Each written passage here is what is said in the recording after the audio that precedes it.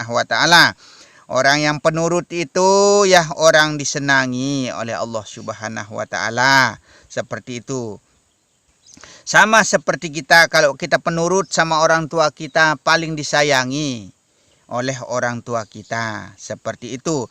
Tapi kalau kita tidak mau penurut sama orang tua kita, paling tidak disenangi oleh orang tua kita. Sama juga halnya seperti itu Allah Subhanahu wa taala. Karena kesempurnaan hidupnya Allah ada pada diri manusia.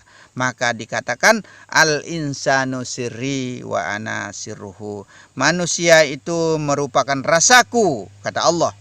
Aku yang menjadi rasanya di dalam diri manusia.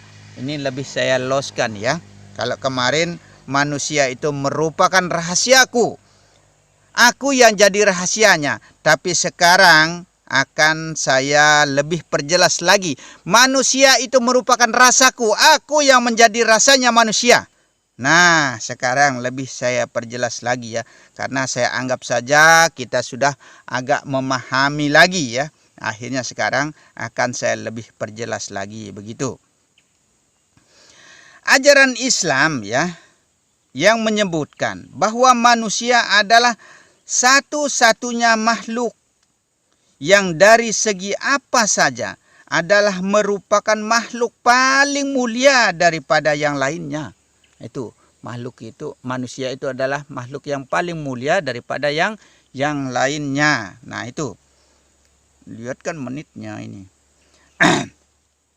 Satu hal yang paling bisa dijadikan sebagai ukuran kesempurnaan manusia ya, yang bisa menjadi kesempurnaan manusia ya daripada makhluk lainnya adalah adanya anugerah akal. Maka kita harus gunakan akal kita ya, akal sehat kita ya, untuk mengijmali suatu kalimah atau perkataan-perkataan saya yang ada di sini ya.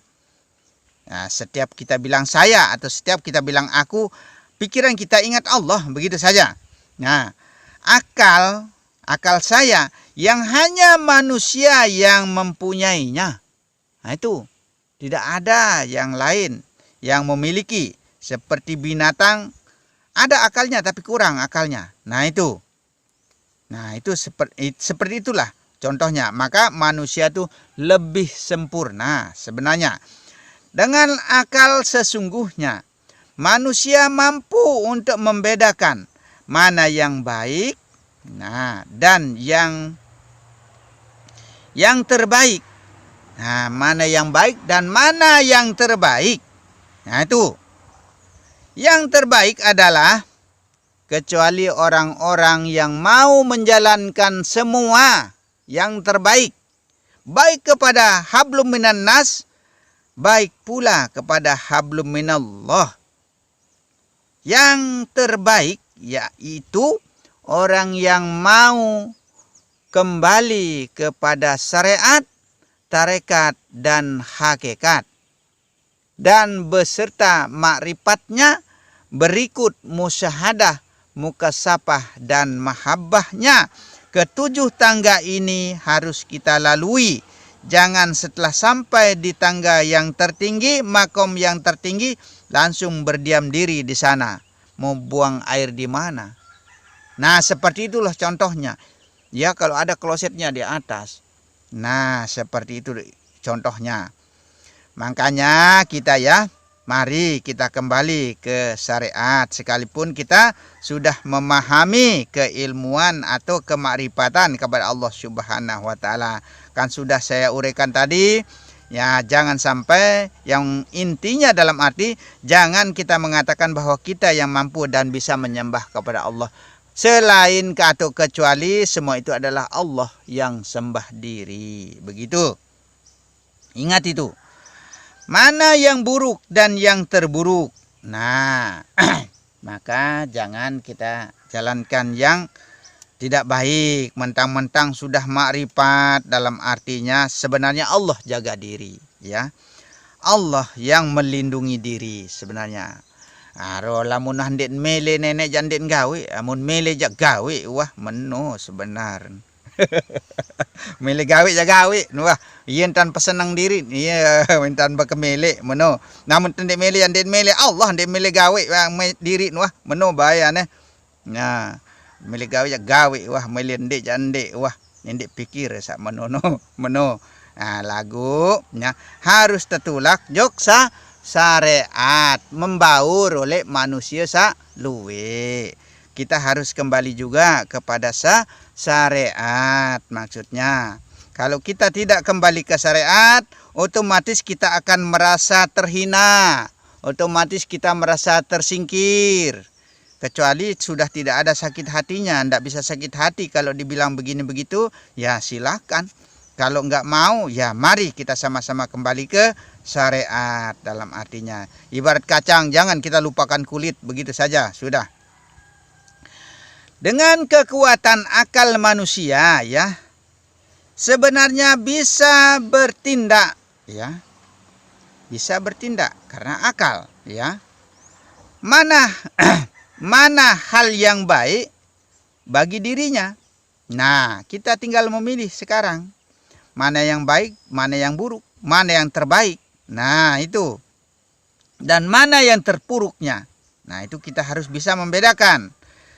Di sini az-zahiru rabbi wal batinin nabi. Tergantung kita sekarang. Apakah kita mau jadi orang baik, mau jadi orang tidak baik, mau menjadi orang yang dekat, mau jadi orang yang jauh kepada Allah? Silahkan saja. Tinggal kita memilih sendiri sekarang. Tapi ingat, jangan sampai dikatakan di dalam 60.000 umatku belum satu yang mati dalam keadaan beriman. Bagaimana sih sebenarnya orang yang beriman ini? Saya bingung di sini ini ya. Cara saya mau menjelaskan seperti apa dan bagaimana. Nah, itu itu yang saya bingungkan.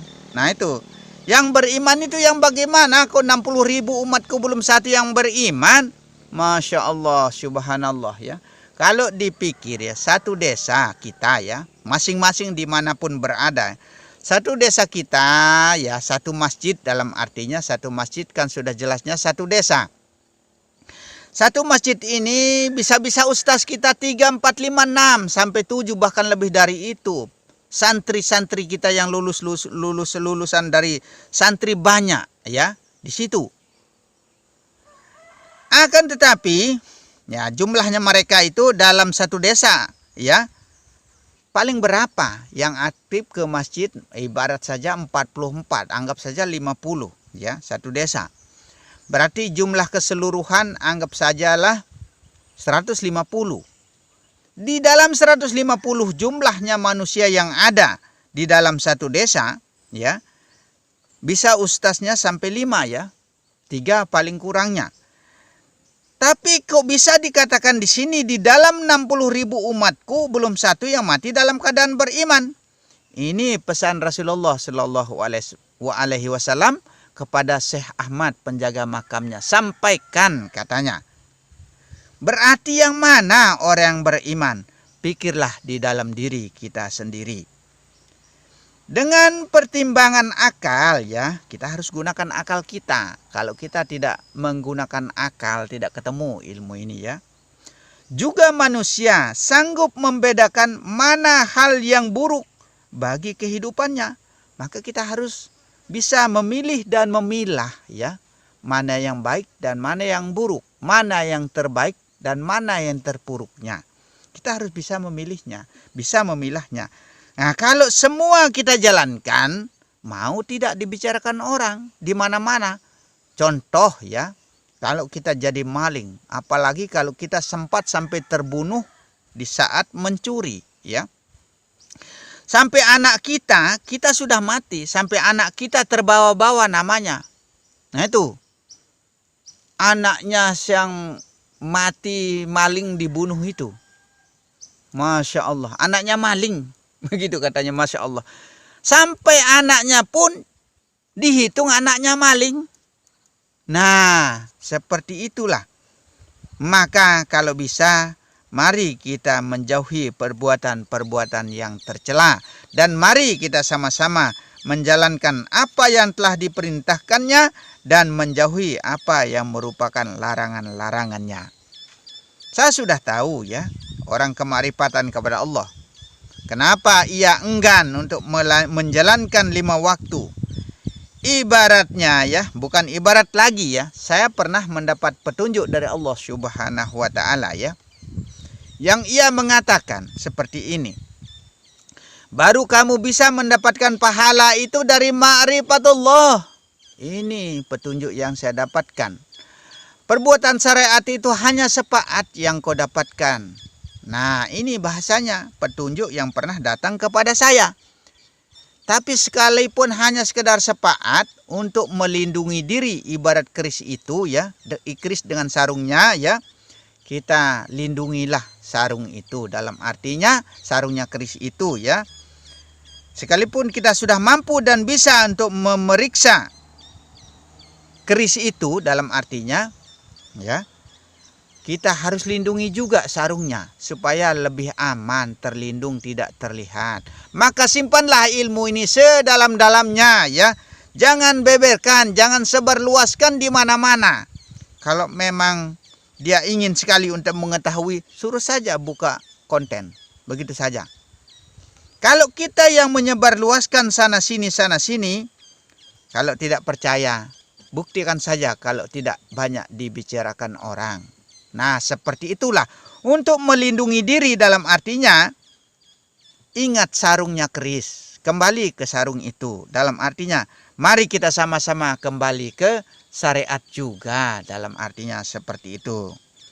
Nah, maka sehingga di dalam kemarifatan kepada Allah, seolah-olah dia mau membuang syariat dalam artinya. Karena kalau disebut imbalan, sama saja tidak ada imbalan. Tapi kalau saya bilang begitu, nanti dianggap saya meremehkan di dalam persoalan sembah.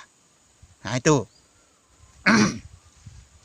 Maka kalau bisa ya, mari kita sama-sama menjalankan apa yang telah diperintahkan oleh Allah Subhanahu wa taala dan menjauhi apa yang merupakan larangan-larangan dari Allah Subhanahu wa taala. Dalam artinya, mari kita sama-sama kembali ke syariat. Karena para wali seperti itu caranya ya.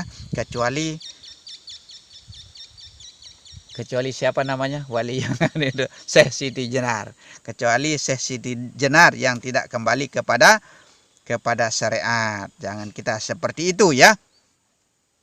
Nah itu. Tapi jangan anggap wali yang lain itu tidak mengerti, tidak paham kemarifatan kepada Allah Subhanahu wa taala. Bukan seperti itu, tapi mereka masih mengikuti cara-cara Abu Bakar, Umar, Utsman dan Ali. Sekalipun Sayyidina Ali sudah pakar daripada keilmuan, dalam artinya Sayyidina Ali masih tetap kembali ke syariat. Nah, seperti itulah caranya. Nah, itu.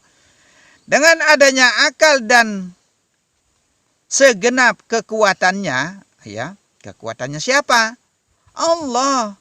Kekuatan siapa? Tuhan yang maha adil telah memberikan kebebasan kepada manusia. Terserah kita sekarang. Maka saya katakan az-zahiru rabbi wal batinin nabiyyi. Terserah kita sekarang. Mau jadi orang baik, mau jadi orang tidak baik, mau jadi orang syariat, orang tarekat, orang hakikat, orang marifat, silahkan saja. Tapi yang lebih terindah adalah kita pahami semua dan kita pelajari semua dan kita jalankan semua. Itu jelas saya katakan ya. Itu kita jalankan semua. Inilah cara-cara yang terbaiknya. Begitu. Itulah cara yang terbaik ya.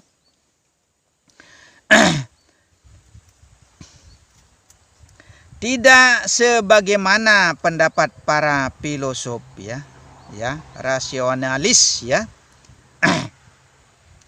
Di mana kondisi lingkungan mempunyai kekuatan untuk memaksa dalam pembentukan perilaku manusia ya, dalam pembentukan perilaku manusia. Allah Zat Maha Perkasa ya, tidak akan berbuat semena-mena. Maka Allah yang akan jaga diri. Allah yang akan melindungi diri. Lah, kalau dia sudah tidak mau menjalankan, tidak mau sudah. Nah itu, maka Allah menjaga diri sebenarnya. Semena-mena terhadap dinamika dan perubahan kehidupan manusia. Nah itu semua itu Allah yang mengatur. Allah jaga. Allah atur diri, Allah jaga diri, Allah lindung diri sebenarnya. Itu tetap kembali kepada Esa, tetap kembali kepada Ahad. Allah tidak menebarkan jala ke bumi supaya manusia hidup dengan terpaksa di dalam jala tersebut. Nah itu Allah tidak memperangkap kita ya sebenarnya. Sebaliknya malah Allah telah memberikan kebebasan terhadap manusia dengan sebuah alternatif ya. Setelah dia menganugerahkan akal yang mempunyai kekuatan besar ya.